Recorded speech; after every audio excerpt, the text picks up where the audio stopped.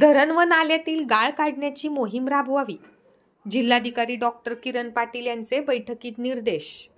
धरणातील गाळ काढणे आणि नाला खोलीकरणासाठी राज्य शासनाने निर्देश दिले आहेत. यासाठी जिल्ह्यातील स्वयंसेवी संस्थांनी पुढाकार घेतला आहे. जिल्ह्यात प्रामुख्याने जळगाव, जामोद आणि संग्रामपूर तालुक्यातील गावांमध्ये पुरामुळे गाळ साचल्याने नाला खोलीकरणास वाव आहे.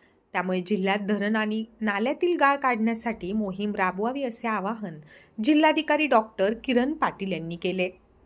धरण आणि नाल्यातील गाळ काढण्यासंदर्भात आज 11 मार्चला जिल्हाधिकारी कार्यालयात बैठक घेण्यात आली. यावेळी जिल्हा अधीक्षक कृषी अधिकारी मनोजकुमार ढगे, जिल्हा जलसंधारण अधिकारी अमोल मुंडे, मुख्याधिकारी गणेश पांडे यांच्यासह स्वयंसेवी संस्थांचे प्रतिनिधी उपस्थित होते. या बैठकीमध्ये गाळ काढण्यासंदर्भात मोहीम राबवण्याचे निर्देश जिल्हाधिकारी डॉक्टर किरण पाटील यांनी दिलेत.